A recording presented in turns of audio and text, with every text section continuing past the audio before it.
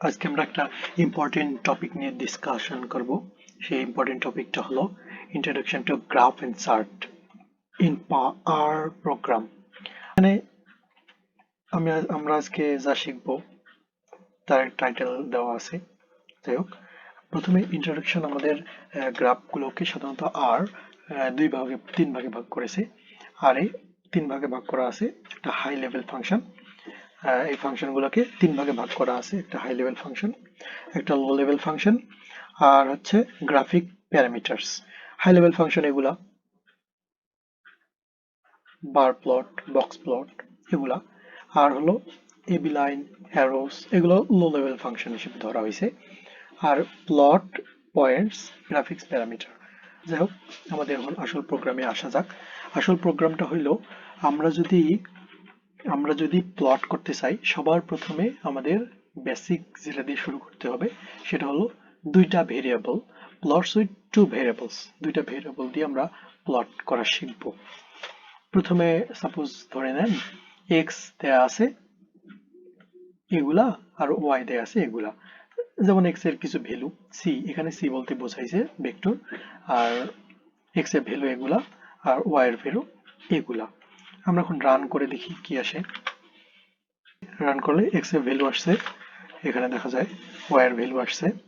এবার আমরা x ওয়াইটাকে plot করব। প্লট করলে এরকম একটা প্লট আসে। প্লটটা দেন এই প্লটটাকে প্লট এক্স কমা ওয়াই দিয়েও প্রকাশ করা যায়, আবার প্লট এক্স টাইলড ওয়াই, এটা হলো টাইল চিহ্ন, দিয়েও প্রকাশ করা যায়। আবার যদি আমরা এই শুধুমাত্র ওয়াইটাকে অথবা শুধুমাত্র এক্সটাকে প্লট আকারে দেখাতে চাই, তখন আমরা বার প্লট করব। রান করি, এখান থেকে রান করা যায়, অথবা কন্ট্রোল ইন্টার সাপ্লাইও রান হয়।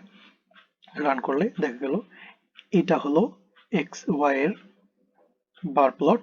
এবার আমরা এক্স এর বার প্লটটা করি, রান করলে দেখা যায় এক্স এর বার প্লট এটা। এবার আমরা যদি আমি চাই যে এই পয়েন্টগুলো যাতে অন্য কালারের হয়, সেক্ষেত্রে আমি কালার অ্যাড করব, সিওএল একটা ফাংশন, সেই কালার অ্যাড করলে এখানে রেড দিলাম, রান করলে দেখা যায় এগুলো সব রেড হয়ে গেল, পয়েন্টগুলো রেড কালারের হয়ে গেল। এখানে ওয়াই, এখানে এক্স। ওয়াই বলতে কি বোঝাচ্ছে, এক্স বলতে কি বোঝাচ্ছে, এটা লেখার জন্য আমাদের এক্স ল্যাব এখানে আমরা এক্সপ্রেশন দিব যে আসলে এক্স দিয়ে কি বোঝাচ্ছে, বা প্রবলেমটাতে এক্স এর সম্পর্কে কি বলা আছে। ওয়াই দিয়ে বোঝাচ্ছে এখানে ওয়াইটাকে কি বলা আছে। আমি সাপোজ ধরে নিলাম যে এক্সটা হলো এক্সপ্লানেটরি ভেরিয়েবলস অ্যান্ড ওয়াইটা হলো রেসপন্স ভেরিয়েবলস। রান করলে দেখা যাবে এখানে লেখা আসছে response variables and explanatory variables. Then আমরা চাচ্ছি যে এখানে একটা রিগ্রেশন লাইন অ্যাড হোক। সেক্ষেত্রে প্রথমে আমরা একটা রিগ্রেশন লাইন লিখবো, এলএম ওয়াই টাস এক্স লিখলাম। লেখার পর আমি এবি লাইনের মাধ্যমে রিগ্রেশন লাইনটা ড্র করব। দেখা যাচ্ছে এখানে রিগ্রেশন লাইন একটা এসে গেল। এবার আমি এখানে রেড দিয়েছি জন্য রেড আসলো, যদি আমি কিছু না দিতাম কালো আসতো, বা ব্লু দিলে ব্লু আসতো, যেমন blue, B U A, blue. Blue দিলাম, ব্লু আসলো। আমি রেডই রাখলাম, রেড রাখলাম, রেড আসলো। অথবা আমরা এই পুরো অংশটা এক লাইনে লিখতে পারি, এবি লাইন ইরিগেশন লাইন লিখলাম, কমা দিলাম, দেওয়ার পর কালার দিলাম, রেড দিলাম, এটাই একই জিনিস। তারপর সাপোজ আমরা এখানে আরো কিছু পয়েন্ট অ্যাড করতে যাচ্ছি। x1 পয়েন্ট দেয়া আছে আর y1 পয়েন্ট দেয়া আছে, আমরা পয়েন্ট অ্যাড করব। সেক্ষেত্রে আমরা প্রথমে এগুলো রান করে নিলাম। পয়েন্ট অ্যাড করার জন্য আমাদের ফাংশন হলো পয়েন্টস ফাংশন x1 y1। দেখেন এখানে কালো অংশগুলো, কালো কালো কিছু পয়েন্ট অ্যাড হয়েছে। তারপর আমি যদি আবার এখানে আবার নতুন একটা এবি লাইন বা রিগ্রেশন লাইন অ্যাড করতে চাই, এবি লাইনের রিগ্রেশন ফাংশনটা দিলাম, নতুন একটা লাইন অ্যাড হয়েছে, নতুন একটা লাইন, সেটা হলো নীল লাইনটা। এবার আমি চাচ্ছি যে এই 1 নম্বর লাইন কোনটা, 2 নম্বর লাইন কোনটা, এটা আমি দেখাতে চাচ্ছি, সেক্ষেত্রে আমি লিজেন্ড ব্যবহার করব। লিজেন্ডের মাধ্যমে আমি এই লাইনগুলোর ডেসক্রিপশন দিতে পারবো। তার মানে আমরা যদি এক্স ল্যাব বা ওয়াই ল্যাব ব্যবহার করি, তাহলে আমরা এক্স দিয়ে কি বোঝাচ্ছে সেটা বলতে পারবো, ওয়াই দিয়ে কি বোঝাচ্ছে সেটা বলতে পারবো। আর যদি আমরা লেজেন্ড ব্যবহার করি, তাহলে এই লাইন বা ভিতরের এগুলা দিয়ে কি বোঝাচ্ছে সেটা বোঝাতে পারবো। যেমন আমি লেজেন্ড ব্যবহার করছি 1 5 এক্স এর ভেরিয়েবল ওয়াই, x1 আর y5 এই পজিশনে আমার লেখাটা আসবে। যদি আমি 2 5 দিতাম, তাহলে x2 অবস্থানে, এই যে 2 5 এখানে চলে আসছে, 2 অবস্থানে, 5 অবস্থানে। যাই হোক, তারপর সি, সি দিয়ে ভেক্টর চিহ্ন লাইন 1 আর লাইন 2 একসাথে দুইটা বোঝানোর জন্য। এবার আমি চাচ্ছি কালার দিতে, এই জন্য কালার সি, সি দিয়ে ভেক্টর চিহ্ন মানে দুইটা একসাথে, রেড ব্লু। এবার L T Y is equal to 1, L T Y is equal to 1 দিলাম মানে এক লাইনে। আর যদি 2 দিতাম, তাহলে দেখা যেত যে এখানে ছোট ছোট লাইনে ভাগ হয়ে গেছে। কিন্তু আমাদের যেহেতু এই লাইনটা এক লাইনের, কোনো ছোট ছোট ভাগ নাই, এই জন্য আমি এক ব্যবহার করছি। এবার আসি আমরা কিভাবে কি ফাংশন দিয়ে আমরা আর এর মধ্যে রেক্টেঙ্গল অথবা পলিগন ডিফাইন করব বা আমরা গ্রাফটা আঁকবো। সেটা হলো রেক্টেঙ্গল ফাংশন।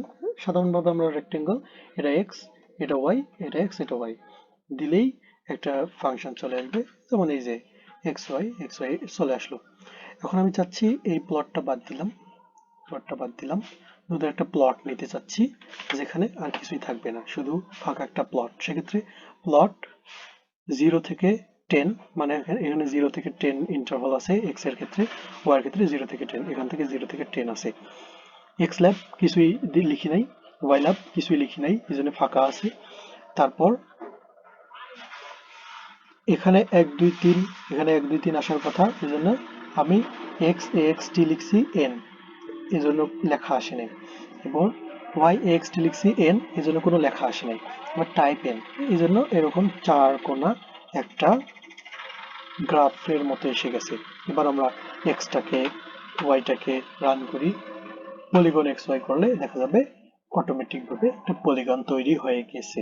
এবার আমি চাচ্ছি এখানে যেটা পলিগন এটা লিখতে, যে টেক্সট 1 9, মানে 1 আর 9 নাম্বার পজিশনে এক্স এর মান যেখানে 1 এবং ওয়াই এর মান যেখানে 9, এখানে হবে পলিগন লেখাটা আসবে। পলিগন লেখাটা আসছে। এবার আমি চাচ্ছি এই গ্রাফের মধ্যে কিভাবে আর এর মধ্যে নর্মাল কার্ভ আঁকে, অন্যান্য কার্ভগুলো আঁকে, নর্মাল দিয়ে বোঝাচ্ছি। সাপোজ এই নর্মাল ডিস্ট্রিবিউশনটাকে আমি ডিফাইন করতেছি, পি অফ ডি নর্মাল। এবার পিটা রান করলে নর্মাল ডিস্ট্রিবিউশনের মানগুলো চলে আসলো। তারপর প্লট জেড পি করে দিলে দেখা যাচ্ছে নর্মাল ডিস্ট্রিবিউশনের কার্ভটা চলে আসছে। এবার আসি কিভাবে আর এর মধ্যে ম্যাথমেটিক্যাল বিভিন্ন রকম এক্সপ্রেশনের আমরা গ্রাফ আঁকতে পারি। যেমন একটা ফাংশন দেওয়া আছে, প্রবলেম দেওয়া আছে যে plot y is equal to 1 by x between x is equal to -4 and x is equal to 4। এখানে সোজা ভাষায় কার্ভ, আমরা কার্ভ লিখবো, লেখার পরে প্লট লিখবো, এখানে কার্ভ লিখবো আমরা, লেখার পরে 1 by x, এই যে ফাংশনটা লিখলাম, মাইনাস ইন্টারভাল দিলাম -4 থেকে 4। তারপর যদি আমরা এটাকে রান করি, দেখা যাবে এই ফাংশনটার যা গ্রাফ, সেই গ্রাফটা এসে গেছে। এরপর AB line h is equal to 0, মানে হরিজন্টাল লাইনে আমাদের 0 থেকে শুরু হয়ে হরিজন্টাল লাইন একটা আসবে, আর ভার্টিক্যাল লাইনও একটা 0 থেকে শুরু হয়ে আসবে, মানে এই দিক দিয়ে আর এই দিক দিয়ে একটা হরিজন্টাল আর ভার্টিক্যাল লাইন আসবে। রান করে দেখি, দেখা যাচ্ছে যে একটা হরিজন্টাল আর একটা ভার্টিক্যাল লাইন এসে গেছে। এবার আরেকটা ফাংশন দেয়া আছে x is equal to x cube minus 3x, এটা -2 থেকে 2 পর্যন্ত, সাপোজ -2 থেকে 2 পর্যন্ত। এবার আমি কার্ভ ফাংশনটা লিখলাম, লেখার পর -2 থেকে 2 পর্যন্ত। এবার রান করে দেখি, এইটা আসলো। এবার আমি এবি লাইন দিলাম ওই সেম আগের মতো, হরিজন্টাল 0, 0 থেকে শুরু হবে, তারপর ভার্টিক্যাল 0, 0 থেকে শুরু হবে। এটা দিয়ে বোঝাচ্ছে এই, এটা দিয়ে যা বোঝাচ্ছে তা হলো এই ফাংশনের বা এই ফাংশনের জন্য এই গ্রাফ হলো এটা। ম্যাথমেটিক্যাল আরেকটা ফাংশন আমরা আমরা জানি সবসময় সাইনের ফাংশন কি হয়, 0 থেকে শুরু হয়, নিচের দিকে যায়, আবার একে আসে, আবার উপরের দিকে যায়, প্লাস একে যায়, আবার মাইনাস একে আসে। দেখা যাক সাইনের ফাংশনটা কি আসে। এই যে এবার এবি লাইনটা দেখি, দেখা যাচ্ছে এই যে 0 থেকে শুরু হয়েছে, উপরের দিকে গেছে, 0 থেকে শুরু হয়েছে, উপরে একে গেছে, আবার 0-তে আসছে, মাইনাস একে আসছে, আবার 0-তে আসছে। এটা একটা সাইনের ফাংশন। এবার আমরা কসের ফাংশনটা দেখি, এবি লাইনটাও দিই, দেখা যাচ্ছে যে কসের ফাংশনটা 1 থেকে শুরু হয়, 0-তে আসে, মাইনাস একে আসে, আবার 0-তে যায়। এরপর আমরা ট্যানের ফাংশনটা দেখি।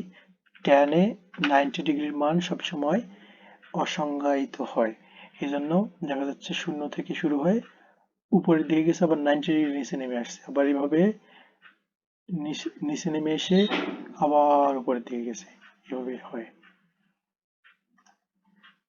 এভাবে আমরা বিভিন্ন রকম গ্রাফ বা প্লট আর এর মধ্যে করতে পারি।